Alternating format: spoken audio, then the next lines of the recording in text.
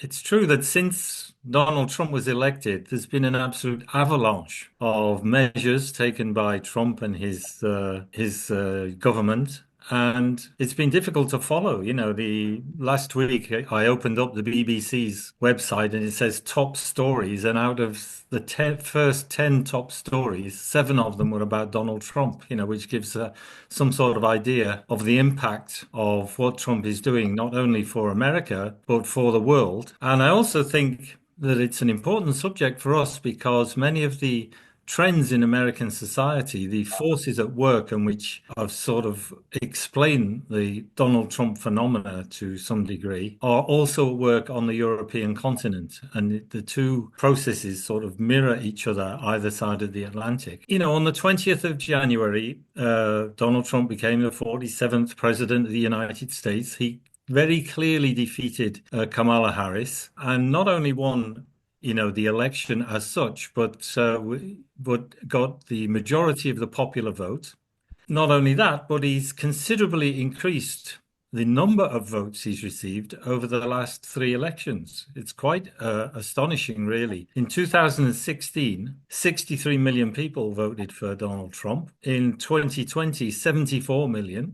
That's a huge increase. And then in this last election, 77 million people. And I would add to that he didn't have the advantage, to the extent that it is an advantage, of being a novel candidate. That is to say, we've never tried this man. This increase in votes comes after we've already had one Donald Trump administration, and yet he very significantly increased his support despite everything that went on the last time he was in power. People knew what they were voting for. They knew what they were going to get. And, this sort of quirky, loutish, ignorant aspects of Donald Trump didn't put them off. Quite the contrary, he increased his support. And I think these facts alone indicate that really this discussion is not about Donald Trump as a man or as a president, but it really speaks to the underlying processes, social and political trends, which are sort of carrying Trump, which brought Trump to power. And really, these trends at work in American society, and as I said before, which we can also observe on the European continent, Trump has been giving voice to these trends in society, and he's sort of been riding on the wave of a change in mood, in social psychology, and the political inclinations of a large part of the American population. And I think what that speaks to is there's a sort of a profound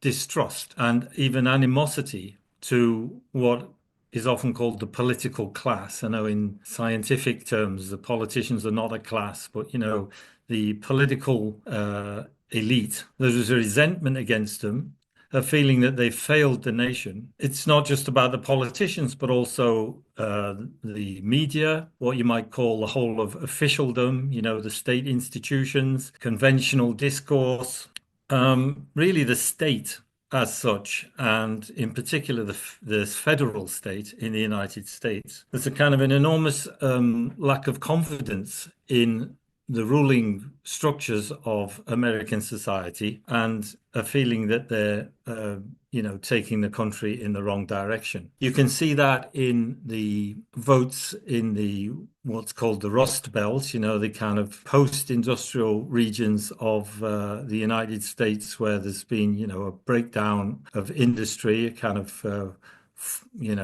post-industrial conditions, where, there's a real feeling of loss of social status, loss of standing, loss of prospects, particularly among working people. But even among those sections of society which are better off, there's a kind of a fear of declassment or, being dragged downwards by the way the economy and society is going. And, this distrust or animosity to the establishment, it's not surprising. It's difficult really to say when it started. I mean, it goes back a long way in American history, actually. But if we just go back to the 1980s, to the Reagan administration, I mean, that was a very, very aggressive presidency with major tax cuts for the rich, tax cuts for enterprises, tax cuts on dividends, on the stock exchange, on profits, and at the same time, really harsh anti-trade union laws and measures taken under the Reagan administration. Workers saw, companies just uprooting and going abroad, outsourcing work, and there was a general stagnation and even lowering of wages for many sections of the population. And one thing we should say is that whether the Republicans or the Democrats have been in power, that hasn't really changed the general direction of politics in the United States. And it's not really surprising when you think that every election involves, hundreds of millions of dollars being spent on election campaigns, and the big donors to these election campaigns want a return on their investments, and they want capitalist interests to be looked after. And so it's not surprising that there's not really a major difference between Democratic politics and Republican politics. Now, Trump presented himself and presents himself as an enemy of the elites. His line from really when he started out as, in a big way in politics, was that the people had been betrayed by the political class, by the state, by, the country's institutions. And he put himself forward as the only candidate who was both willing and able to bring about any significant change. You might remember this expression, which he would use, drain the swamp. There needs to be some radical change to shake the country up and move things in a different direction. And when he started out, he was supported by the sort of backbone of his support was really in various right-wing nationalist and racist tendencies, some of them within the Republican Party. And those tendencies actually seem to have gained a lot of traction, gained a lot of strength under the Obama presidency. There was the Tea Party, for instance, who are an extremely conservative and some would say libertarian in the sense of, being against state interference in individual personal liberties, racist and sort of ultra-Christian. These kind of tendencies were, moved into support for Trump, and they've been an important part of his base and giving him a sort of a militant backbone all the way through his political career. And it's been a hotbed also. That whole movement is a hotbed of conspiracy theories, of anti-feminist and anti-gender minorities, and all the sort of a mass of prejudices and reactionary ideas, and that has fed into Trump's campaigns and Trump's rhetoric right from the outset. I would say, by the way, that some of the media moguls in Europe, I'm thinking in particular of a guy called Bolloré in France, he's actually imitated because it's not just social media that carries this kind of ideology, but big news outlets like Fox News.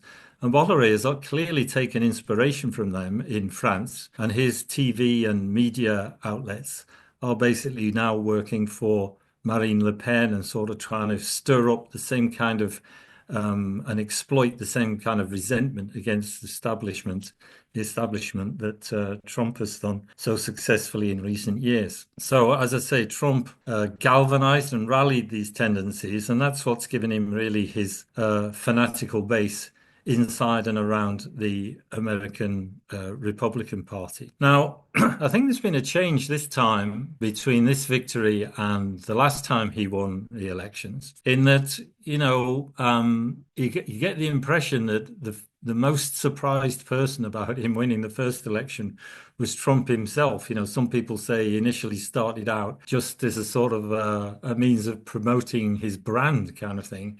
But he actually won the election. And if you compare it to the present administration, it seems that Trump was just sort of winging it at the time. It was like, improvisation, really, once he got into power, very reactionary policies. But there's a big contrast between that and the present situation, because this time, clearly, all the time while he was in the opposition, Trump was thoroughly preparing for the day when he would come back into power. You can see the way things have been very tightly organized in terms of the composition of the government, who's in charge of what in the new regime. In terms of his program, there's this Agenda 47, which is, an extremely reactionary platform, which he didn't have a fully developed platform. I don't think the first time that he made a play for the presidency. And really speaking, Trump has moved very, very fast. I mean, as has been said, it was like a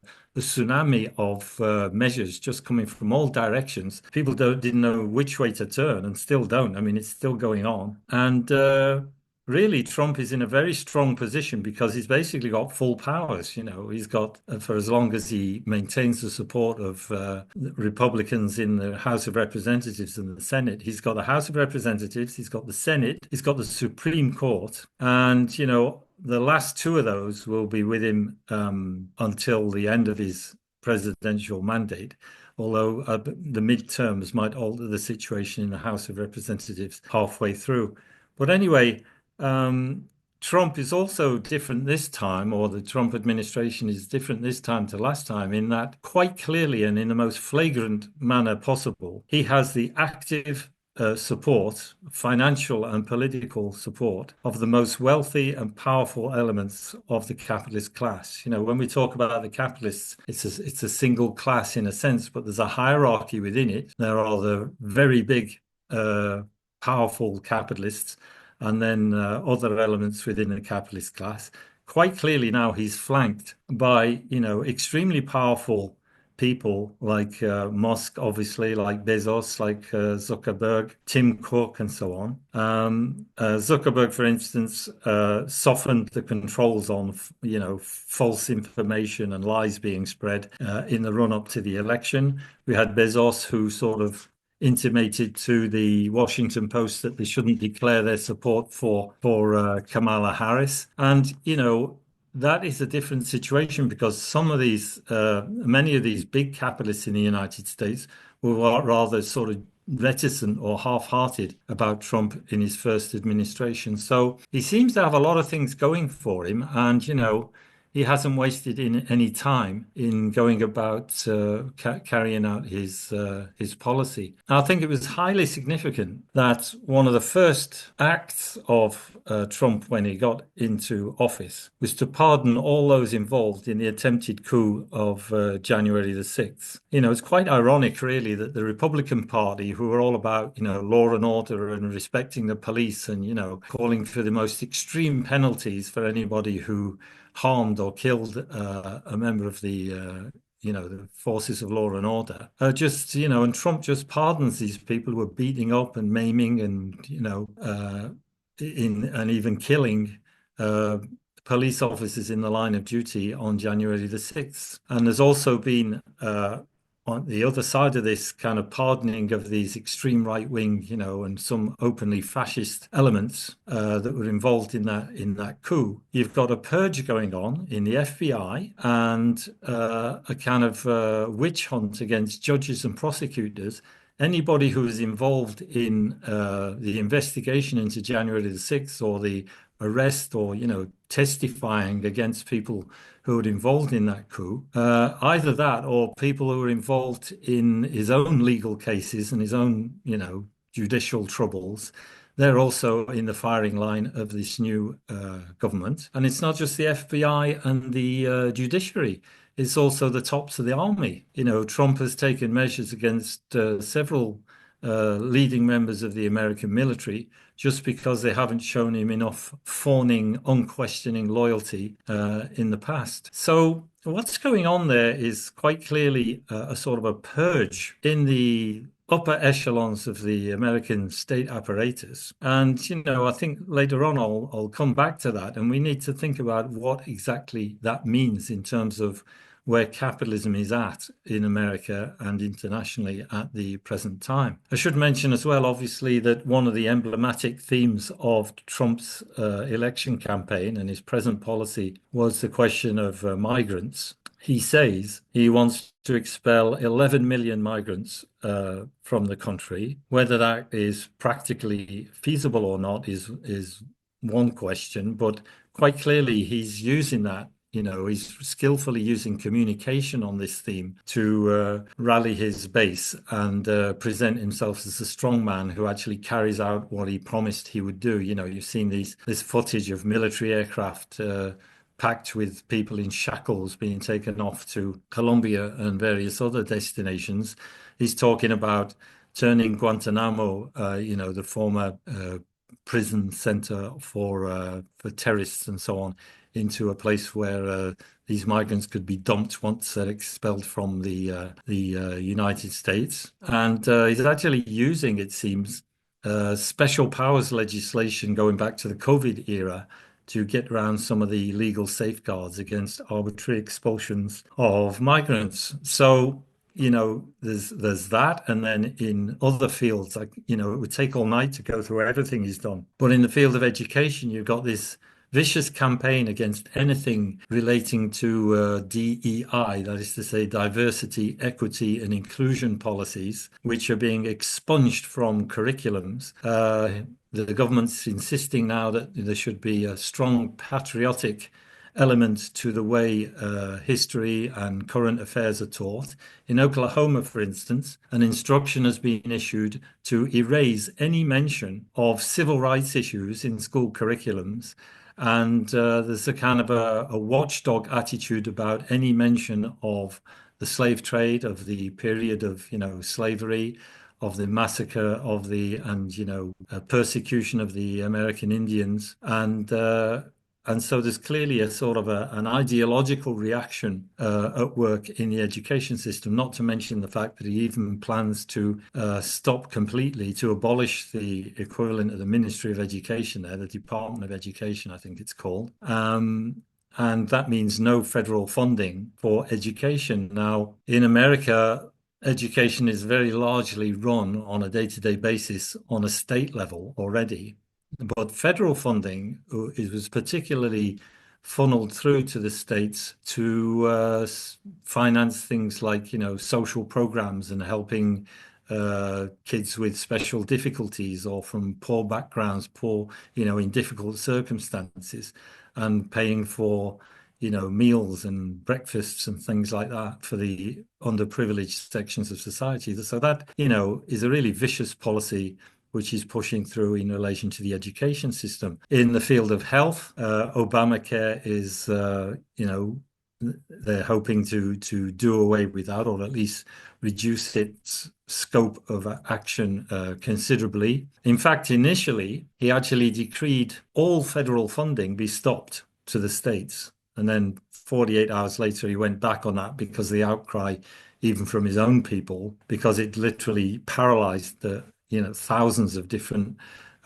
programs and activities which were going on in the various states financed by from a federal level. So, that, even though we went back on that, that shows the direction in which Trump is trying to go in rolling back any sort of progressive legislation, any kind of social programs, social reforms which have been carried out in the past, not only by Democrats, but even by Republicans themselves, is kind of slimming down the whole of state expenditure while giving huge concessions once again to the ultra rich. He's coming down on migrants, on the poorest sections of society, and hitting them as hard as he possibly can.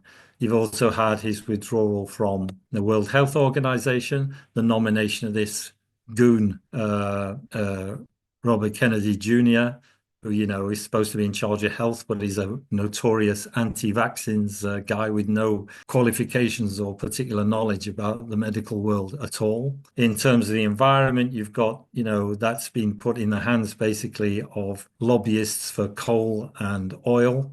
And, there's this drill, baby drill, with coming back to fracking and so on. And then one extremely significant development is this Department of Government Efficiency in the hands of Mr. Musk. This is really an incredible development because it's not actually officially part of the government, this thing. It's like I suppose the British or the French equivalent will be like a government commission, like a a quango, a sort of an organization which would be there normally to advise or suggest or look into particular aspects of government policy on behalf of the government. But Musk has basically been given the keys to a whole swathe of government finances and activity. And of course, as someone who's very involved in information technology, he's very interested in, personal information and, information in general, which is in the hands of the government. And it seems that, he's getting access to all of that, which means an awful lot of personal information and financial information and all kinds of,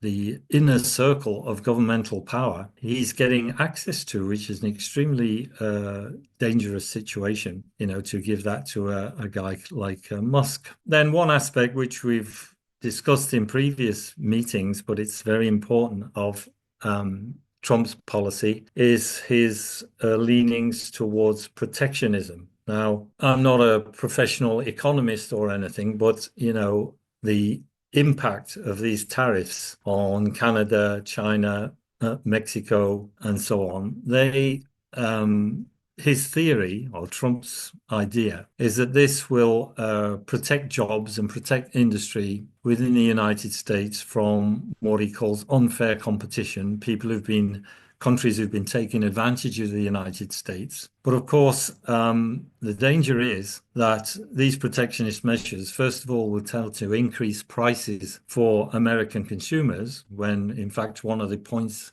he campaigned on was the struggle against inflation. But these, protectionism will probably give a boost to inflation, as Trump himself sort of half admitted recently. He says only in the short term, but anyway. And also it will undermine profitability for many industries. If you're in an industry which depends on imports of, components from abroad, or you use materials imported from abroad, then this can seriously impact your profits, because capitalists can't automatically pass on everything to the consumer because of internal competition. So, it's a double-edged sword, really. It might here and there have what he can tout as a positive impact. I can see him now, if a factory moves from, say, Mexico to the United States, Trump will be up there saying, look, this place is open thanks to my protectionist policies and so on. But overall, I think the chances are that this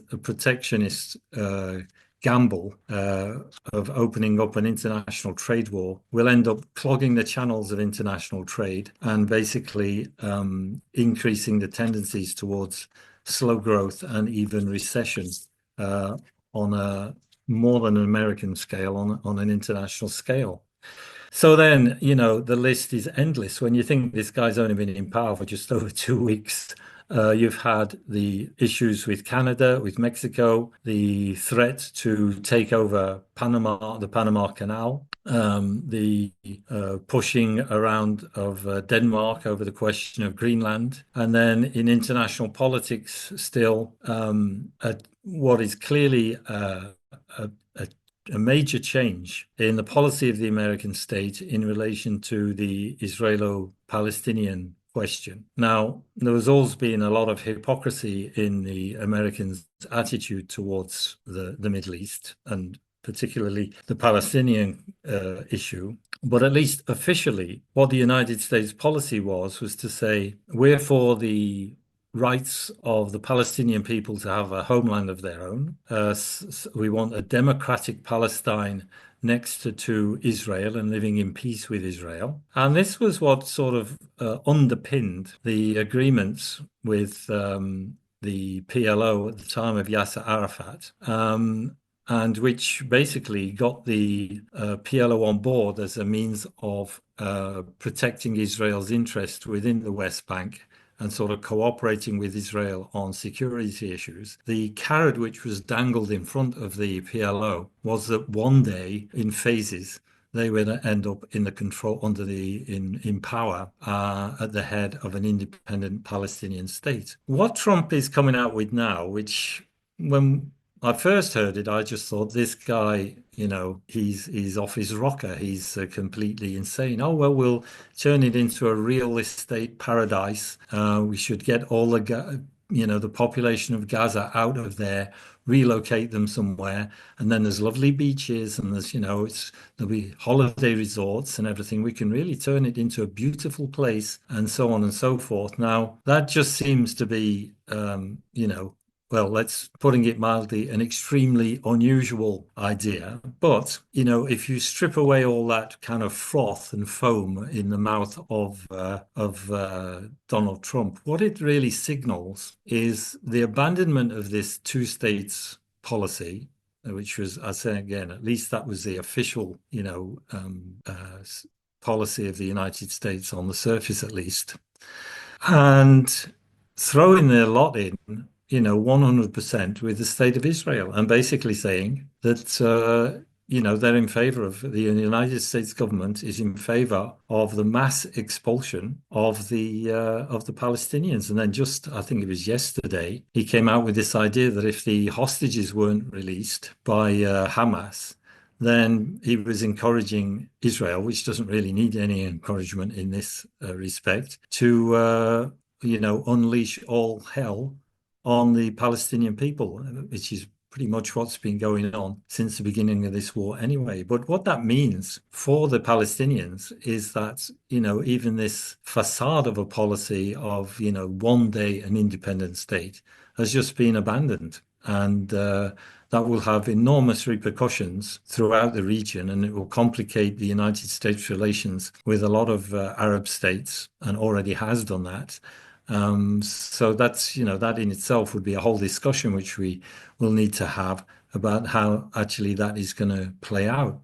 So one other area I could mention, because I'm sure I'm running out of time, is the question in relation to the Ukraine, where Trump, again, I mean, he plays on several tables at once, this guy. He basically said he would broker a peace in, the end of the war between Ukraine and Russia. First of all, he said in 24 hours. Then he talked about it would need 6 months. But basically what he's been doing behind the scenes is blackmailing and bullying the Ukraine by saying that, any further weapons to be supplied will have to be offset by promises on the part of the Ukraine to give the United States exclusive access to rare metals and all kinds of other fields of production in the Ukraine itself. And even then, the peace deal he's trying to come to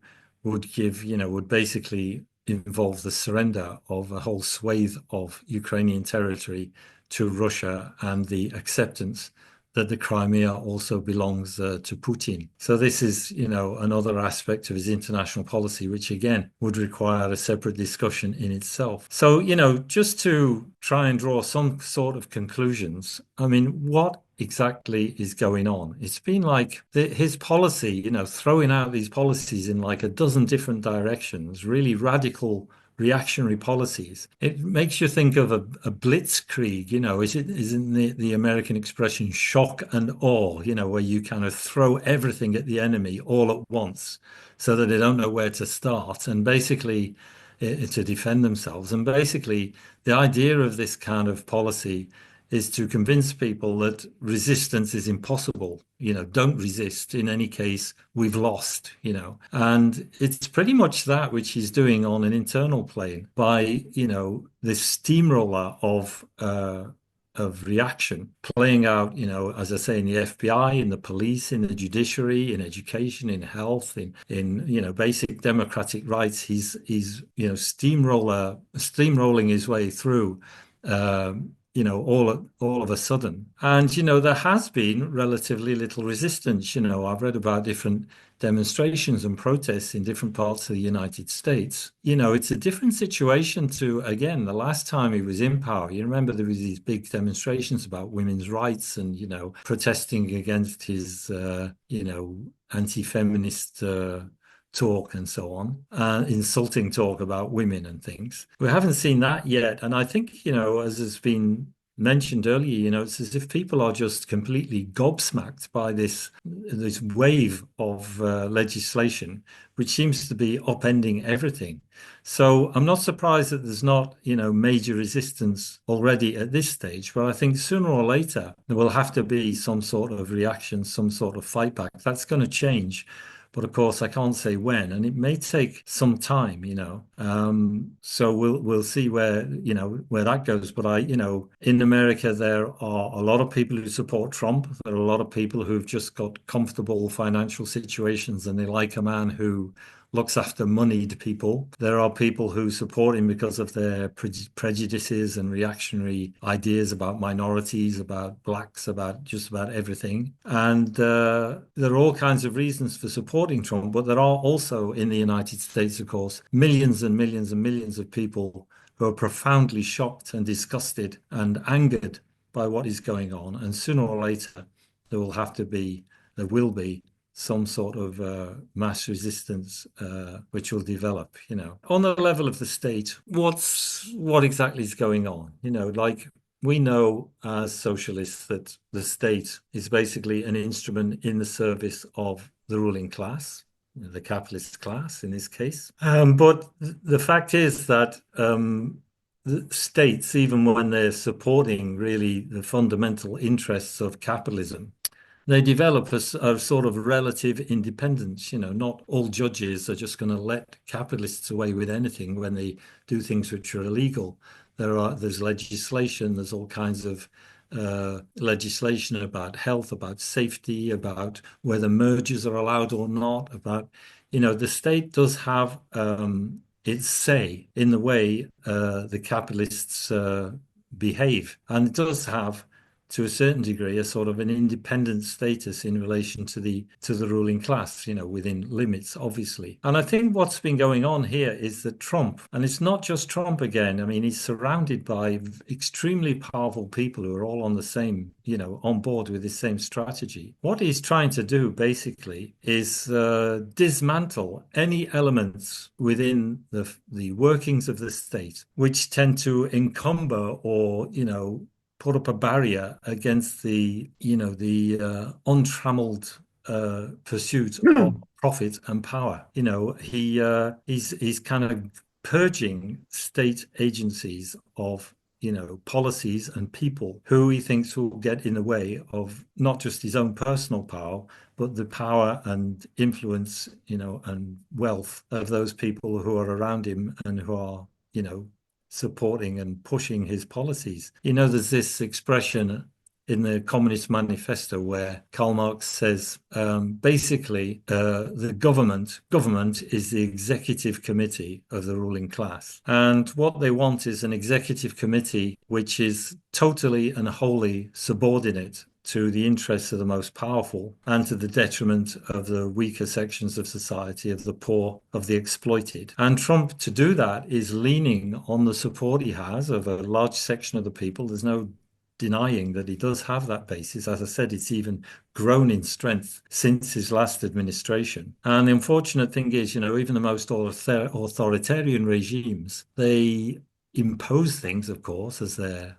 name suggests, authoritarian. But the fact is, much of their support in society is freely given on the basis of, prejudice, reactionary ideas. There are reserves of reaction within society, and those reserves are quite important within American society. So Trump is basically claiming to be carrying out the will of the people against the state, against the powerful, against the elites. But under the cover of this kind of sloganizing, what he's really doing is subverting the entire state apparatus and state policy to the, unbridled power of concentrated capital, which is more concentrated than ever in the hands of a tiny capitalist minority, all 36 minutes, capitalist Greg. minority. So, I think there'll be a backlash at a certain point, not only from the people in America who, who are shocked and alarmed by what's going on, but also on an international scale. There are limits to what Trump can do in that direction, whether it be in the Middle East, in relation to the Ukraine, in relation to Europe, or, his neighbors like Canada and Mexico. We'll have to see how that plays out, but it's clearly a turning point in American politics and a turning point in the world situation also, possibly devastating consequences for peoples in different parts of the world. And I'm thinking in saying that, I'm thinking particularly of the Palestinians, but there are many other millions of people who will also be directly affected by this kind of international Right. rampage of reaction.